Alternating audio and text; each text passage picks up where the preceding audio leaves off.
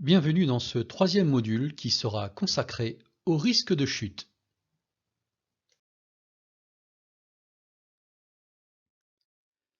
Entre 4 et 6 ans, l'enfant explore son environnement de manière active sans réaliser les risques qu'il prend. Il crapahute, il grimpe, se penche dans le vide et risque à tout moment de basculer. La chute peut entraîner de sérieuses blessures. L'enfant peut se fracturer les os, le crâne, et lorsque la hauteur est importante, une chute peut entraîner la mort.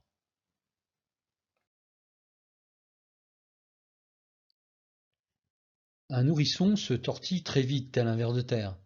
Les risques de chute sont par conséquent accrus. La table allongée doit idéalement être encastrée pour éviter la chute de l'enfant.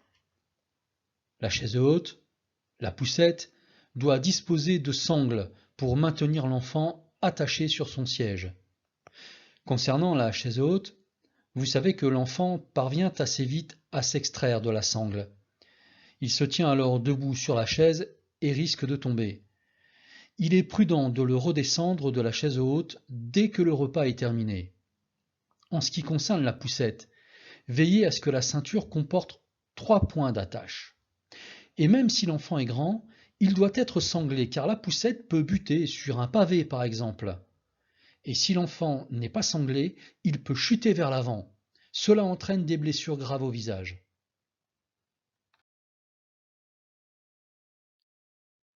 Les escaliers représentent un véritable danger pour les enfants. Dès qu'il en a la possibilité, dès qu'il en a la capacité, apprenez-lui à monter et à descendre les escaliers dos au vide. Montrez-lui comment faire. Et surtout, n'oubliez pas de fermer la barrière en haut et en bas. Cet apprentissage facilitera son autonomie et l'accès à sa liberté future.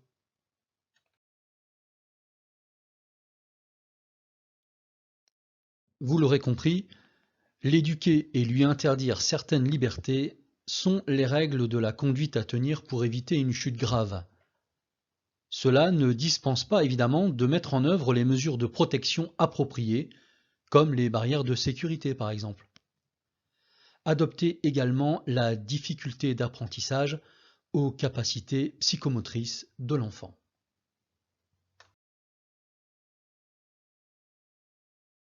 Les enfants commencent à marcher à 4 pattes. Vous avez évidemment vérifié que les barrières de sécurité étaient bien verrouillées, ceci afin d'éviter tout accident. Mais quelle autre action pourriez-vous mener auprès des enfants? Vous leur interdisez l'accès aux escaliers, même s'ils savent grimper quelques marches, ou vous leur apprenez à descendre dos au vide à 4 pattes en leur montrant la technique, ou encore vous leur apprenez à descendre sur les fesses parce que cela est plus sécure. Quelle est votre réponse?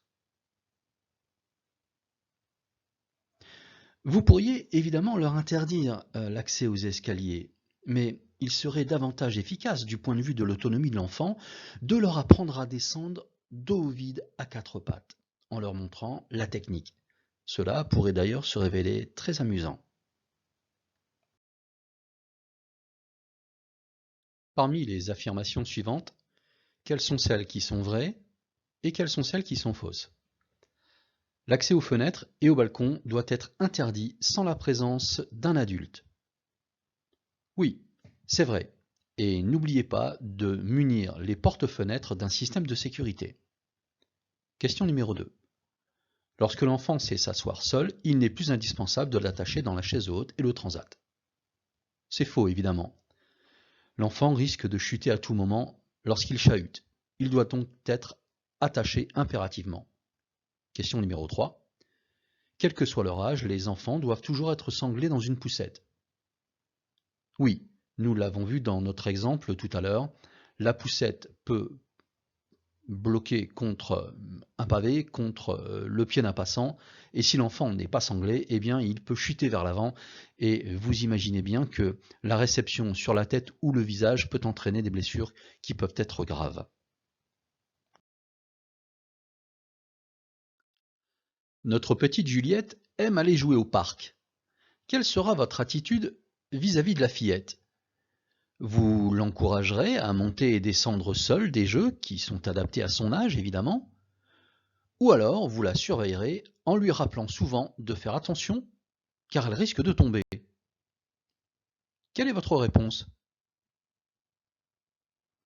Eh bien, la meilleure attitude est de l'encourager à monter et descendre seul des jeux qui sont bien évidemment adaptés à son âge.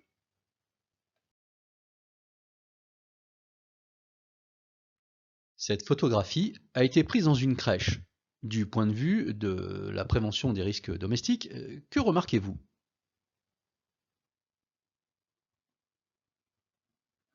Oui, bien sûr, des jouets traînent sur le sol. Mais nous ne pouvons pas interdire aux enfants de jouer. Cependant, nous pouvons leur apprendre à ranger et à surveiller quelques règles de déplacement, comme par exemple ne pas courir dans la salle de vie.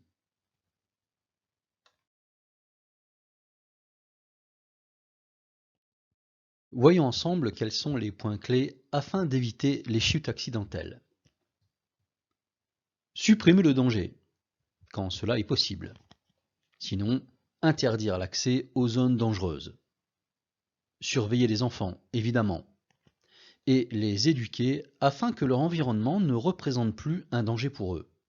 Et enfin, être un modèle pour les enfants et ne plus enjamber les barrières de sécurité.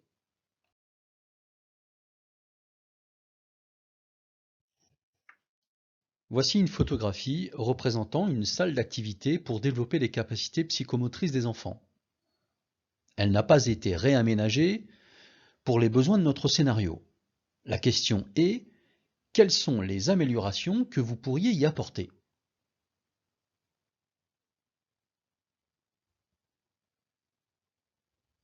Eh bien, nous pourrions commencer par mettre plus de tapis au sol pour amortir les chutes. Et enfin, éloigner le dispositif des murs suffisamment pour prévenir les bosses.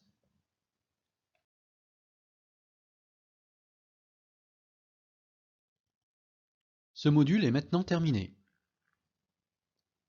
Le module suivant portera sur les intoxications. Merci de votre attention.